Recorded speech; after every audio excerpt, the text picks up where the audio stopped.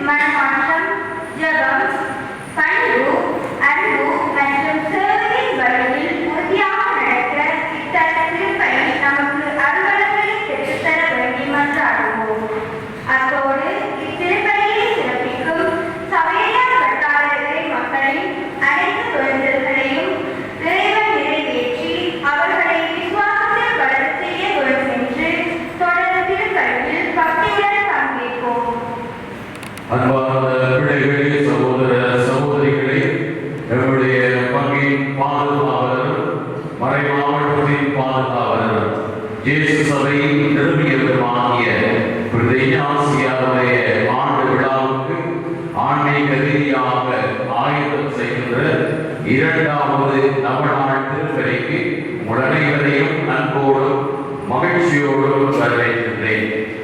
புனிதனுடைய பிறந்ததையாக எங்களையும் எங்களுடைய குடும்பங்களையும் இந்த நாளிலே திருப்பலி வழியாக ஒப்புக் கொடுத்து மன்றாடுவோம். தொடர்பாக புனிதனுடைய அருளும் ஆசீரும் இறைவன் வழியாக எங்கள் ஒவ்வொருவருக்கும் இந்த நாட்களில் கிடைக்க வேண்டும் என ஜெபிப்போம்.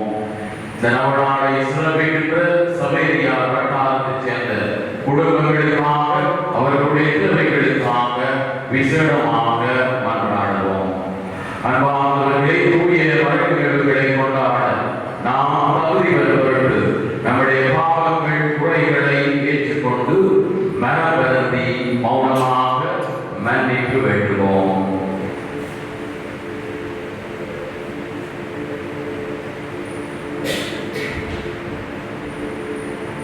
எல்லா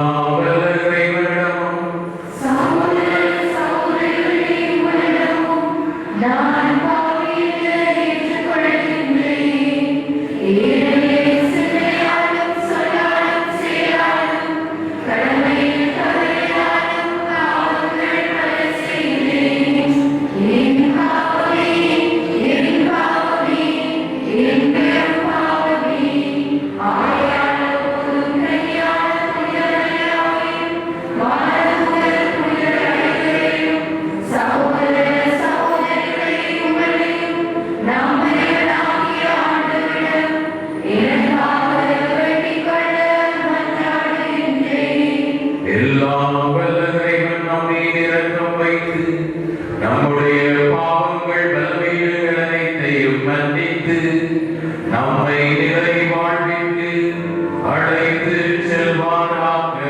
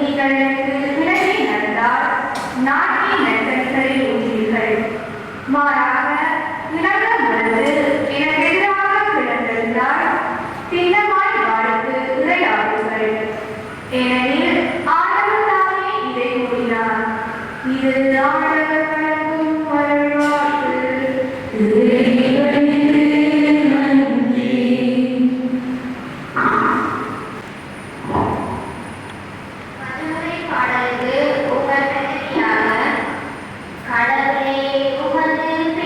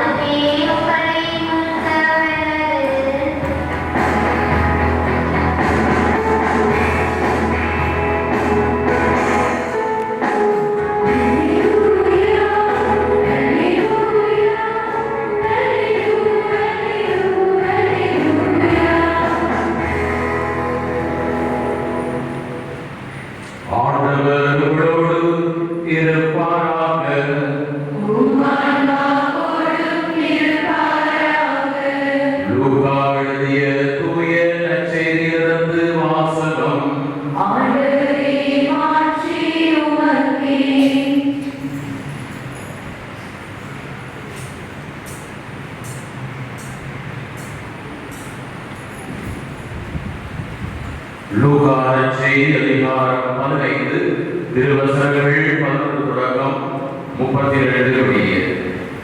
மேலும் இயேசு கூறியது, ஒருவருக்கு 2 புதல்வர்கள் இருந்தார்கள். அவர்களுள் இளையவர் தந்தையை நோக்கி, அப்பா, சொத்தில் எனக்குரிய பங்கை தாரும் என்றார். அவர் சொத்தை அவர்களுக்கு பகிர்ந்தளித்தார். சில நாட்களுக்கு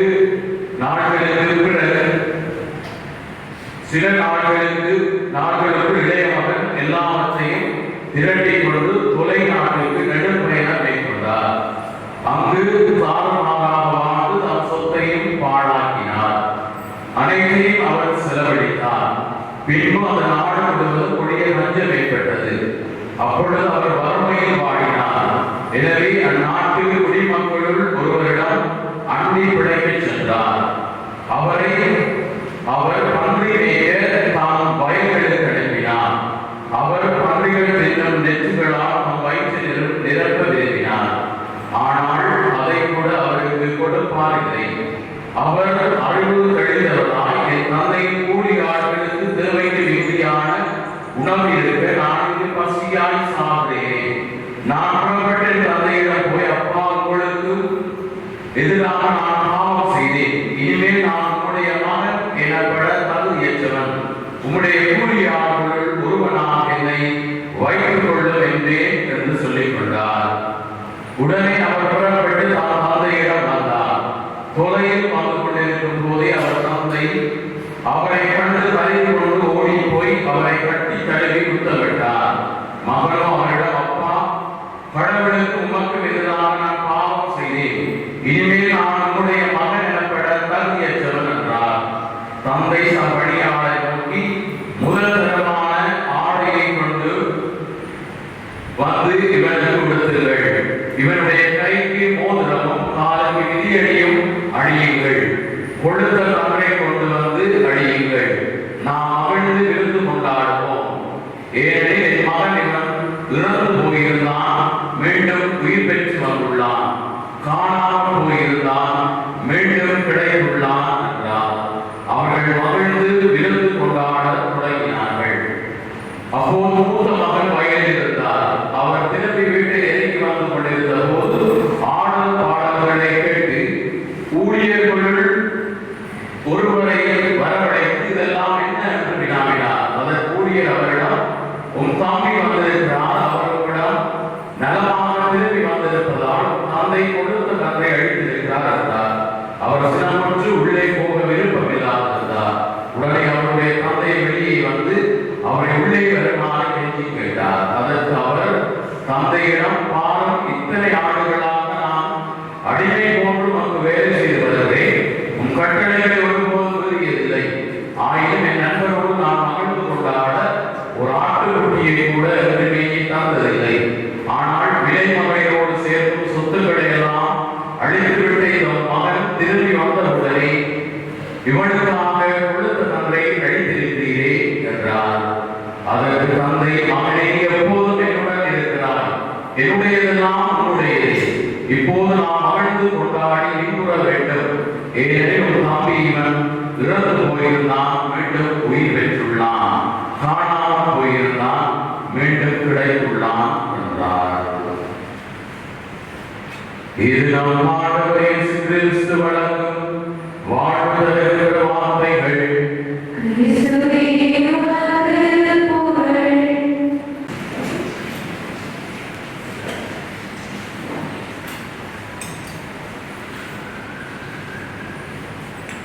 ஒரு கடமை 14 வயது இளைஞன் ஒருவன் தன்னுடைய பாடசாலை, முதல்கட்ட பாடசாலை படிப்பு நிறைவு இருந்தது. எனவே அவன் பாடசாலையை படிக்கிற பொழுது ஒரு பிள்ளையை அவன் விரும்புகிறான். அவன் ஒரு அழகான ஒரு இளைஞன். எனவே அந்த பிள்ளைகளுக்கு இறுதி நாள், பாடசாலை இறுதி நாளில் தன்னுடைய விருப்பத்தை, காதலை தெரிவிக்க வேண்டும் என்று சொல்லி அவன் ஆசைப்படுகிறான். எனவே எப்படி சொன்னால் காதலை அட்ராக்ட் பண்ணப்படுவா அவருடைய வார்த்தைகளுக்கு என்று சொல்லி இரவு முழுவதுமாக ஒத்திகையை நாம் பார்த்துவிட்டு அவன் செல்லுகிறான். செல்லுகின்ற பொழுது மனம் சொல்லுகிறது, அவனுடைய ஊரிலே இருக்கிற ஆலயத்துக்கு ஒரு தடவை சென்று விட்டு போ என்று சொல்லி. எனவே மனம்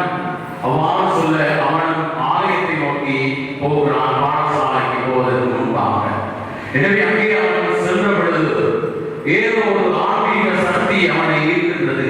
அது என்ன ஆன்மீக சக்தி என்று சொன்னால், அந்த கோயிலுக்குள்ளே ஒரு வயது போன ஒரு குருவானவர் பாவ சங்கீதன தொட்டிலே பாவ சங்கீதனம் அவர் கேட்டுக் கொண்டிருக்கிறார். அது இவனுக்கு ஒரு ஆன்மீக ஈர்ப்பாக மாறுகிறது. நானும் அவரிடத்திலே சென்று பாவ மன்னிப்பு பெற வேண்டும் என்று சொல்லி ஆசைப்படுகின்றான். எனவே அந்த குருவானவரிடத்திலே சென்று அவன் தன்னுடைய பாவங்களை எல்லாம் அறிக்கையிடுகின்றான். இந்த அனுபவத்தை அவன் பகிர்ந்து கொள்ளுகிறான். அந்த ஒப்புரவு சாதனையுடைய வாழ்க்கையை மாற்றியது என்று சொல்லுகின்றான். கடவுள் எனக்காக காத்து கொண்டிருந்தார் என நான் உணர்ந்தேன். அந்த ஒப்புரவு தொட்டிலே கடவுள் எனக்காக காத்து கொண்டிருந்தார் என்பதை நான் உணர்ந்து கொண்டேன் என்று சொல்லி அந்த இளைஞன் அனுபவத்தை சொன்னானாம். அந்த இளைஞன் வேறு யாரும் அல்ல, பல வருடங்களாக பல மாற்றங்களை உலக திரு அவையிலே கொண்டு வந்த நம்முடைய அன்புக்குரிய திருத்தந்தை பிரான்சிஸ் அவர்கள். அவருடைய வாழ்க்கையை நடைபெற்ற ஒரு நிகழ்வு. அன்று அவர்கள் ஆலயத்துக்குள்ளே சென்று அந்த ஒப்புரவு தொட்டியிலே இருந்த அந்த அருட்பணியாளரினால் ஈர்க்கப்படவில்லை என்று சொன்னால் நிச்சயமாக அவர் குருவாக மாறியிருக்க மாட்டார். எதிர்காலத்தில் ஒரு திருத்தந்தையாகவும் அவர் இருந்திருக்க வாய்ப்பில்லை. இயேசுவில் பிரியமான சகோதர சகோதரிகளே, ஒரு வார்த்தை இருக்கிறது, சொல்வார்கள், ஒவ்வொரு புனிதருக்கும் கடந்த காலம் உண்டு, ஒவ்வொரு பாவிக்கும் எதிர்காலம் உண்டு என்று சொல்லி இது ஒவ்வொருவருடைய வாழ்க்கைக்குமே பொருத்தமானதாக இருக்கிறது. அன்பானவர்களே, ஒரு தடவை ஒரு சிறுவனுடன் பாடசாலையை ஒரு ஆசிரியர் மேத்ஸ் பாடம் படித்துக் கொண்டிருக்கிறார். இவர் அவ்வளவு சீரியஸ் இல்லாமல் ஒரு தமிழ் புத்தகத்தை பார்த்து கொண்டிருக்கிறார். படிச்சுக்கணும். ஆசிரியர் கோபம் வருகிறது. என்ன செய்யலாம் யோசிக்காமல் திட்டம் கூட அவருக்கு இருக்கிறது. கிளாஸ்ல வச்சு கண்டிக்கணும்னு சொல்லி மனது கூட நினைக்கிறார். ஆனாலும் அவ்வாறு நினைத்தாலும் அவர் தன்னுடைய யோசனையை மாற்றிக்கொண்டு அவர் சொல்கிறார், இப்போ வகுப்புள்ள வயசில் சிறிய பையனை நான் திட்டினால் அவன் உடல் ரீதியாக பாதிக்கப்படுவான். எனவே நான் அவனை வகுப்புக்குரிய கூப்பிட்டு நான் பேசினால் நல்லது சொல்லி அவர் யோசிக்கிறார். எனவே அவர் வகுப்புக்குரிய அந்த மாணவனை கூப்பிட்டு, நான் பார்த்தேன் நீ செய்து கொண்டிருந்ததை, நான் மிகவும் சீரியஸாக கவனமாக மேத்ஸ் பாடத்தை எல்லாரும் படிப்பிச்சு கொண்டிருக்கிற நீ வந்து தமிழ் பாடத்தை வாசித்துக் கொண்டிருந்தால் அது பிள்ளைதானே, செய்த தவறு தானே என்று சொல்லி, ஓம் சார் நான் செய்தது தவறு, என்னை மன்னிச்சு கொள்ளுங்க என்று சொல்லி அவன் போய்விடுகிறான். இவன் ஒரு பெரிய ஆளாகி மீண்டும் வருகிறான் அந்த ஆசிரியரை சந்திப்பதற்காக. அந்த ஆசிரியரிடத்தில் அவன் வந்து சொல்லுகிறான், நீங்கள் அன்று என்னை திருத்திய அந்த அணுகுமுறை என்னுடைய வாழ்க்கையை மாற்றி இருக்கிறது. அன்று நீங்கள் என்னை வகுப்பறையை வைத்து நீங்கள் திருத்தி இருந்தால் நிச்சயமாக நான் கோபப்பட்டிருப்பேன். நான் உங்களை மதித்திருக்க மாட்டேன். நான் ஒரு நல்ல மனிதனாக மாறி இருக்க மாட்டேன். நான் செய்த தவறை உணர்ந்திருக்க மாட்டேன். ஆனால் நீங்கள் என்னை அமைதியாக கூப்பிட்டு நீங்கள் நடந்து கொண்ட விதம் எனக்கு பிடித்திருந்தது. அதை நினைத்து நான் இன்று ஒரு நன்றி சொல்லுகிறேன் என்று அந்த மாணவன் கூறினாராம்.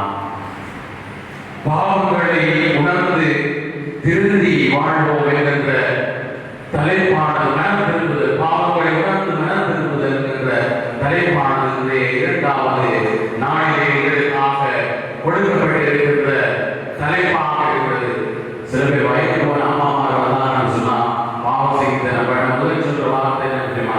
பாவியான மன்னியும் பாதம் ஒரு பாவம் செய்யல பாதம் நம்ம பையனமா பாவம் செய்யணும் இல்ல பாரு அவரோட கோபப்படுத்திக்கிறேன்னு சொல்லுவாங்க.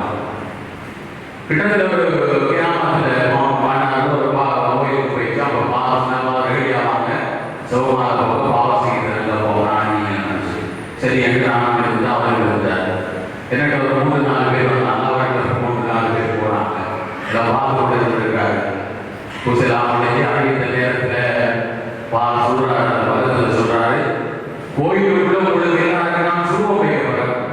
ஏன்னா நீங்க ஒரு பாவம் செய்யல நான் புனிதர்கள் என்று சொல்லி அவர் அங்கே இருந்த மக்களை பார்த்தாங்க. மாவட்டம் 3 பேர் போனாங்க.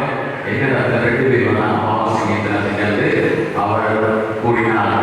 பிரியமானவர்களே, பல நேரங்களிலே மனிதனுடைய வாழ்க்கையை நாங்கள் மீண்டும் மீண்டும் பாவத்திலே விழுகிறோம் என்று சொன்னால் ஒப்புரவு அருள் சாதனத்தை நாங்கள் கவனம் செலுத்தாதது எங்களுடைய ஒரு காரணமாக நாங்கள் கருதலாம். நாங்கள் பாவங்கள் செய்கிற பொழுது அந்த பாவங்களை நாங்கள் உணர்ந்து ஒப்புரவு அருள் சாதனம் செய்தால் நிச்சயமாக எங்களுடைய வாழ்க்கையிலும் மனம் திருப்புதல் அல்லது மனமாற்றம் ஏற்பட பல வாய்ப்புகள் இருக்கிறது. சில ஞாயிற்றுக்கிழமை வாசகத்தை நாங்கள் நற்செய்தி வாசகத்தை நாங்கள் ஞாபகப்படுத்தலாம். களைகள் விதைகள் என்கின்ற இந்த உவமையை இயேசு கூறுகின்றார். இந்த உவமை படிக்கிற பொழுது இயேசு சொல்வார், விதைகளோடு களைகளும் வளரட்டும் சொல்லி. களைகளை விதைகளாக மாற்ற முடியாது, விதைகளை களைகளாக மாற்ற முடியாது. ஆனால் தீய மனிதர்களை நல்ல மனிதர்களாக மாற்ற முடியும் என்று இயேசுக்கு தெரியும். எனவேதான் பொறுமையாக இருக்கும்படி அவர் கூறுகிறார். தீயவர்களோடும் தீயவற்றோடும் நீங்கள் பொறுமையாக நடந்து கொள்ளுங்கள் என்று சொல்லி அந்த உவமையில் சொல்லப்படுகிறது. அதே கருத்தை வேறு பொழுது 2வது திருமுகத்தை 3ஆம் அதிகாரம் 9ஆம் வசனத்தில் சொல்லப்படுகிறது. ஆண்டவர் தம் வாக்குறுதியை நிறைவேற்ற காலம் தாழ்த்துவதாக சிலர் கருதுகிறார்கள். ஆனால் அவர் அவ்வாறு காலம் தாழ்த்தவில்லை. மாறாக அவர் உங்களுக்காக பொறுமையோடு இருக்கிறார். யாரும் அழியாமல் மனம் மாற வேண்டும் என்பதற்காக அவர் இவ்வாறு செய்கிறார் சொல்லி. எனவே இறைவன் நாங்கள் ஒவ்வொருவரும் மனம் மாற வேண்டும், அழியக்கூடாது என்பதே கடவுளுடைய விருப்பமாக இருக்கிறது. காலையில் எழுந்ததும் யாரும் நினைக்கிறதை நாம் பாவம் செய்யணும், தீய செயல்கள் செய்யணும் சொல்லி இல்லாத மனத்திலையும் நல்லது செய்யணும், நல்லது நினைக்கணும் என்றுதான் நாங்கள் நினைப்போம். ஆனால் ஏதோ தீய சக்திகள் அல்லது சாத்தானுடைய ஆதிக்கங்கள் எங்களை மீண்டும் பாவத்துக்குள்ளே விழுந்து விடுகிறது. அதனால வாசகத்துல எசாயா இறைவாக்கின் மூலமாக இறைவன் இஸ்ராயேல் மக்களுக்கு எங்களுக்கு கூறுகிறார், உங்களுடைய உள்ளங்களை கழுவி தூய்மைப்படுத்துங்கள், உங்களுடைய தீச்செயல்கள் திருமுன் என்று அகற்றப்படுவதாக, தீமையை விட்டொழியுங்கள், நன்மையை நாடுங்கள், நன்மையை செய்யுங்கள் என்று சொல்லிக் கொடுக்கிறார். பல தடவைகள் இறைவாக்கினர்களுடைய வாயிலிருந்து வருகிற வார்த்தை, கடவுள் உங்களை அவரிடத்திலே திரும்பி வருமாறு அழைக்கிறார். இறைவாக்கினர்கள் இஸ்ராயேல் மக்களை பார்த்து அடிக்கடி சொல்கிற வார்த்தை, கடவுளிடம் திரும்பி வாருங்கள், கடவுளிடம் திரும்பி வாருங்கள் என்றால் பாவத்தை விட்டுவிட்டு கடவுளிடத்திலே திரும்பி வாருங்கள். எனவே ஒவ்வொருவருடைய வாழ்விலும் சோதனை காலம் என்று உண்டு. அது எல்லோருமே அனுபவிக்கணும். நான் என்னுடைய வாழ்விலே அந்த சோதனை காலத்தை கடந்து வந்திருக்கிற ஒருவராகவே நான் இருக்கின்றேன். எனவே இந்த சோதனை காலம் பழைய பாட்டிலே தாவீது மன்னனுக்கு கூட இந்த சோதனை காலம் வருகின்றது. எப்படி என்று சொன்னால், உரியா மன்னன் ஒரு தவறான முறையில் நடந்து பாவம் செய்கிறார். அந்த பாவம் இன்னொரு பாவத்துக்கு செல்கிறது. தன்னுடைய பாவத்தை மறைப்பதற்காக அவர் உரியாவை போர்க்களத்துக்கு அனுப்பி அவரை சாகடிக்க செய்கிறார். எனவே இறைவன் என்ன செய்கிறார்? இவர் செய்தது தவறு என்பதை சுட்டி காட்ட வேண்டும், உணர்த்த வேண்டும் என்று ஒரு மனிதனை பயன்படுத்துகிறார். இறைவாக்கினரை கருவியாக நாம் என்கிற இறைவாக்கினரை தாவீதிடத்திலே அனுப்பி தாவீது செய்த அந்த தவறை உணர்த்துகிறார், வெளிப்படுத்துகிறார். மனிதர்களிடத்திலே தன்னுடைய தவறை மறைத்திருக்கிறார். கடவுளிடத்திலிருந்து யாரும் தன்னுடைய தவறை மறைக்க முடியாது. மற்றவர்களிடத்திலே எங்களுடைய தவறுகளை சொல்ல நாங்கள் அஞ்சலாம். ஆனால் கடவுளிடத்தை நாங்கள் கண்ணீர் விட்டு பல தடவைகள் நாம் நீங்கள் அழுதிருக்கிறோம். எங்களுடைய பாவங்களில் இருந்து நாங்கள் விடைபெற வேண்டும் என்று சொல்லி. எனவேதான் வாசித்த அந்த 51வது திருப்பாடல் தாவீது மனவருத்தத்தோடு வேதனையோடு பாடிய அந்த பாடல் ஒரு அற்புதமான பாவ மன்னிப்பு திருப்பாடல் 51 இருக்கிறது. நொறுங்கிய இதயத்தோடு நான் பாவம் செய்தேன், கடவுளே நான் பாவி, என் மீது இறங்கியது என்று அதே வார்த்தையை வழிநடத்துபவரும் பாவியும் போடப்படுது ஆலயத்திலே ஜெபம் செய்த பொழுது அந்த வழிநடத்துபவர் சில வார்த்தை, இதே வார்த்தை, கடவுளே பாவி என் மீது இறங்கியது என்று சொல்லி பரிசேயர் மார்பு தட்டி தன்னுடைய நல்ல செயல்களை பெருமையாகக்கூடிய ஒருவர் தன்னை ஏற்றுக்கொள்கிறார். அவருடைய இறைவன்கள் கடவுளாலே கேட்கப்படுகிறது.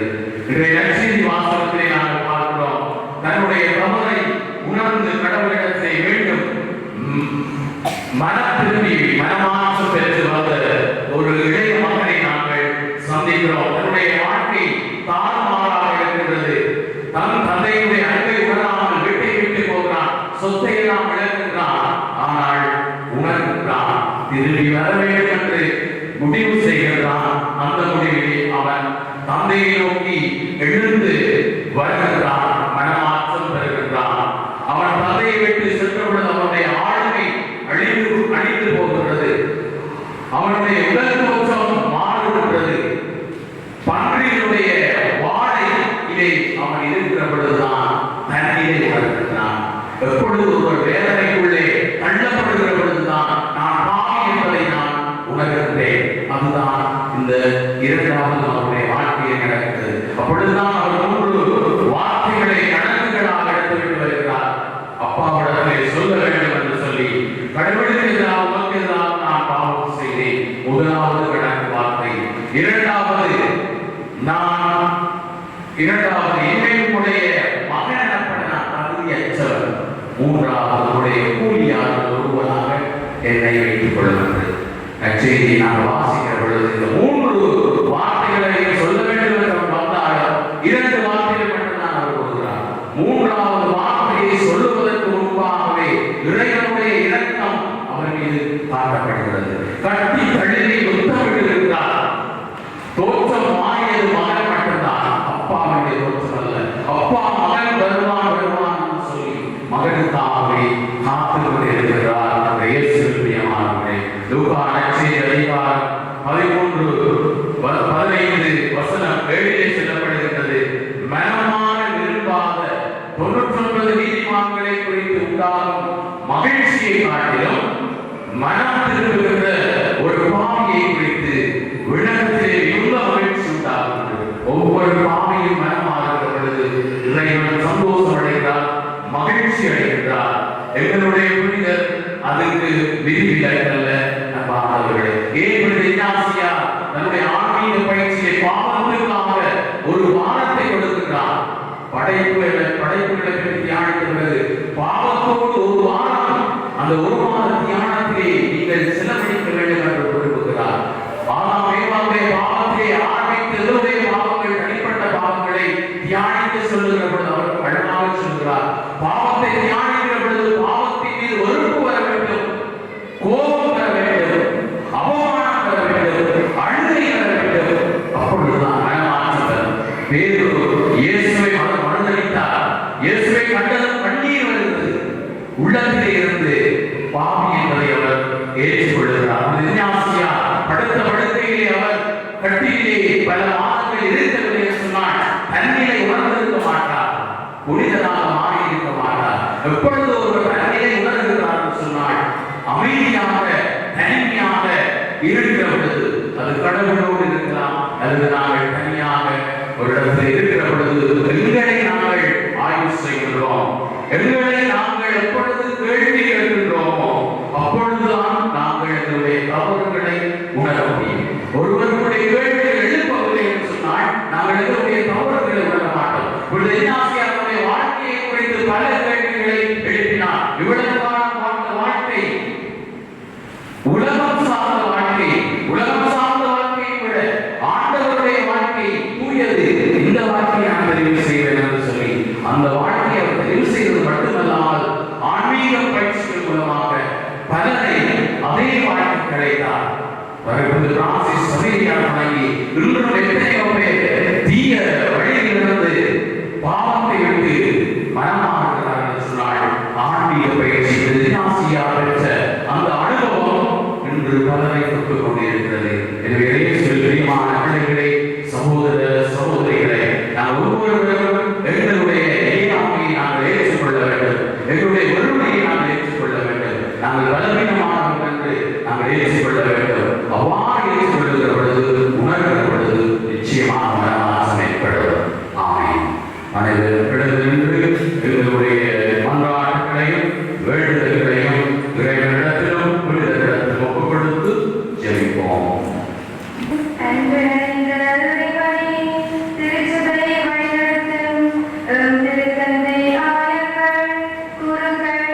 துறவத்தார் அனைவரையும் உமது ஞானத்தால் உணர்வதாலும் நிரப்பி உமது மக்களை விசுவாசத்திலும் அன்பிலும் வழிநடத்த அவர்களுக்கு வலிமை அளிக்க வேண்டும் என்று இறைவா உம்மை மன்றாடுகின்றோம்.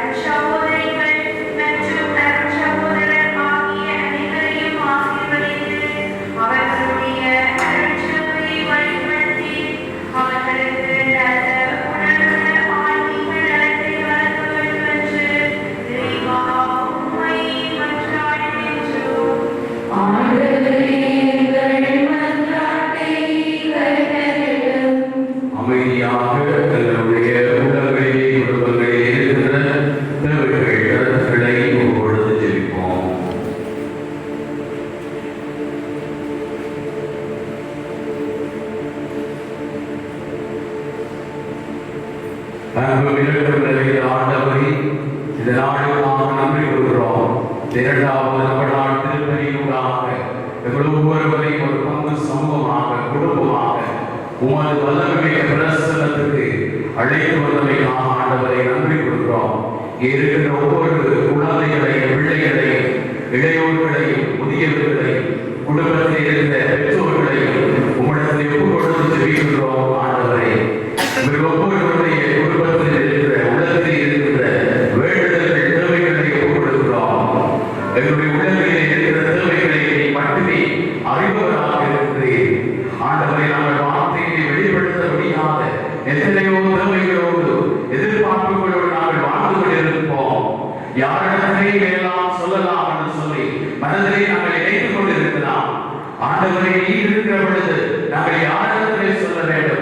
உம்மிடத்திலே எங்களுடைய எல்லா வேண்டுதல்களையும் மனத்திலே இருக்கிற பாரங்களையும் சுமைகளையும் கஷ்டங்களையும் வேதனைகளையும் ஆண்டவரே இன்றைய நாளிலே நாங்கள் ஒப்புக்கொடுத்து ஜெபிக்கிறோம். எங்களுடைய வாழ்க்கை ஒரு துளைந்து போல பயணமாகவே இருக்கிறது. பல நேரங்களிலே எங்களுடைய இயல்புகளை இலக்குகளை நாங்கள் இழந்திருக்கின்றோம். பல நேரங்களிலே இயல்புகளையும் இலக்குகளையும் நாங்கள் இழக்கின்ற பொழுது நாங்கள் அந்த ஊதாரி மகனை போன்று மீண்டும் எழுந்து வர வேண்டிய நேரங்கள் பல எங்களுடைய வாழ்க்கை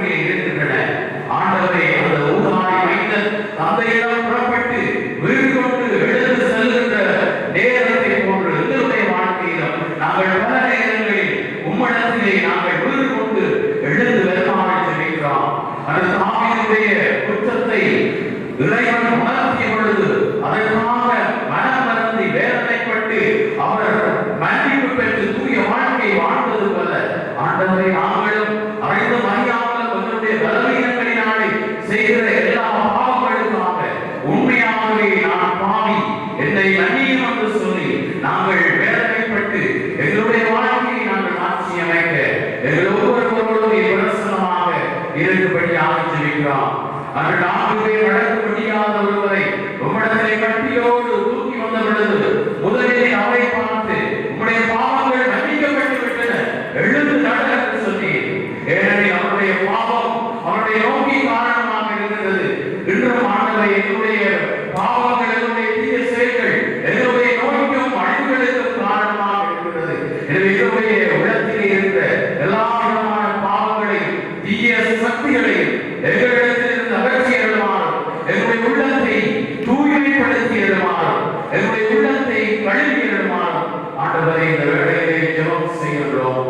இறுதியாக ஆண்டவரை யாரெல்லாம் நாளிலே இந்த திருப்பலியை கலந்து கொண்டு நல்லதுக்காக நான் இந்த வருத்தத்திலிருந்து சுமப்பட வேண்டும் என்று ஜெபம் செய்கிறார்களோ அவர்களை இடத்தில் ஒப்புக்கொடுத்து வைக்கிறோம்.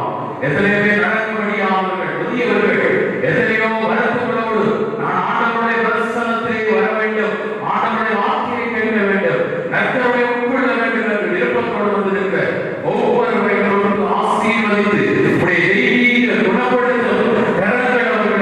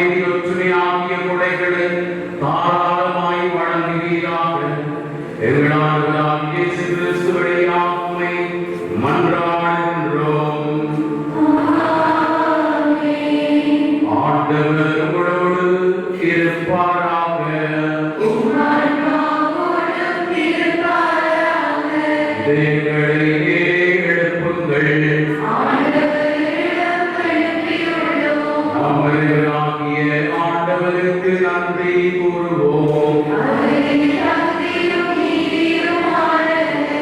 ஆண்டவரே தூயவரான தந்தை என்றுள்ள எல்லாம் வல்ல இறைவா, எங்கள் ஆண்டவராகிய கிறிஸ்து வழியாக எந்நாளும் உங்களிடத்திலும் நாங்கள் உமக்கு நன்றி செலுத்துவது மெய்யாகவே தகுதியும் நீதியுமாகும், எங்கள் கடமையும் மீட்புக்குரிய சேதமாகும்.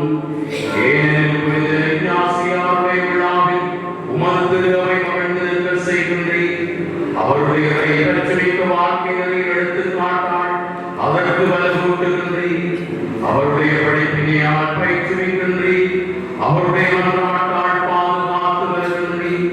ஆகவே வானதூதரடிகளோடு புனிதரின் பெருந்திரளோடு நாங்களும் சேர்ந்து மக்கு புகழ்ச்சி பண்ணி செய்து முடிவின்றி சொல்வதாவது: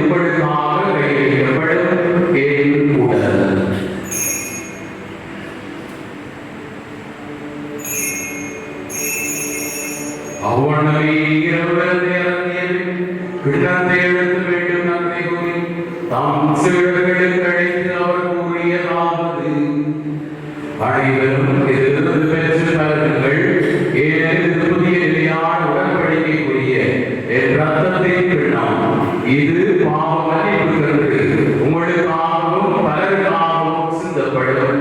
இதை நினைவாகச் செய்யுங்கள்.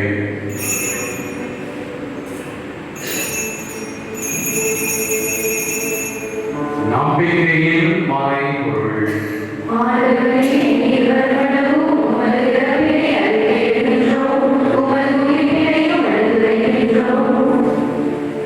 ஆகவே ஆண்டவரை சிறப்பினை உயிர்ப்பினை வாழ்வது மப்பத்தை படித்து கிண்ணத்தை ஒப்பு கொடுக்கின்றோம். உங்கள் ஊழியர்களை தகுந்தவர்கள் தகுதியற்றவர்களை தெரிவு செய்திருக்கிறீர். எனவே நன்றி செலுத்துகின்றோம். தேவ கிறிஸ்துவின் உடல் இரத்தத்திலும் பாவம்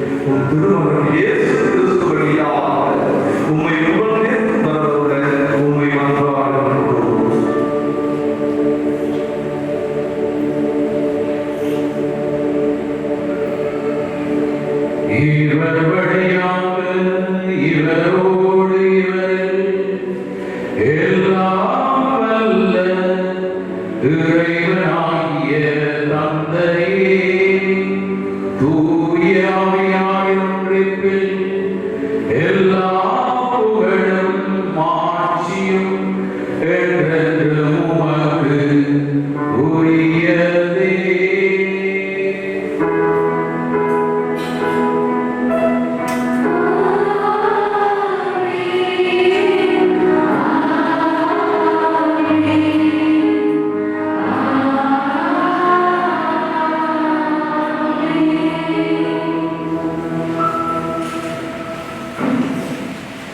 எங்களை மன்னிப்பதற்காக, எங்கள் மீது இரக்கம் காட்டுவதற்காக பொறுமையோடு காத்துக் கொண்டிருக்கிற வானக தந்தையை நோக்கி இயேசு கேட்டுக் கொடுத்த ஜெபத்தை பக்தியாக சொல்வோம்.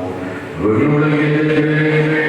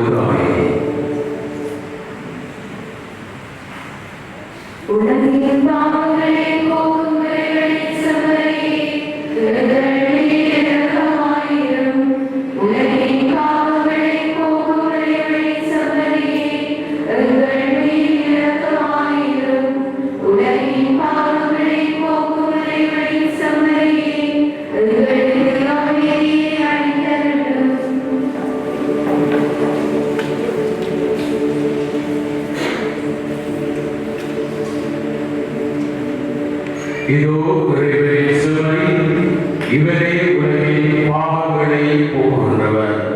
நோயற்றவர்கள் அல்ல, நோயுற்றவர்களே மருத்துவத்தவர் என்று கூறுகின்ற நம் ஆண்டவர் இயேசு இவருடைய திருவிருந்துக்கு அழைக்க பெற்ற நாம் அனைவரும் பேறு பெற்றோர்.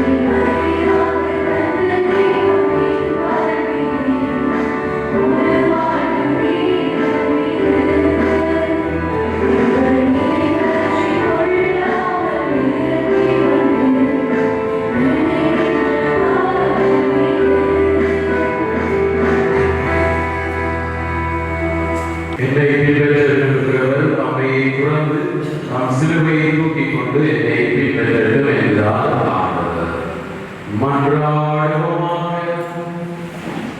ஆண்டவரே, ஆசியாய் விழா கொண்டாட்டத்தில் நாங்கள் கொண்டை திருமணம் எங்கள் மனங்களையும் இதயங்களையும் புனிதப்படுத்துவதாக. அதனால் நாங்கள் உடைய இறையியலில் பங்கு பெற தகுதி உள்ளவர்கள் ஆவோமாக. எங்கள் ஆண்டவராகிய இயேசு கிறிஸ்து வழியாக உம்மை மன்றாடுகின்றோம். அன்பார்ந்தவர்களே, இன்றைய நாள் இந்த இரண்டாவது உங்களோடு இருப்பாராக.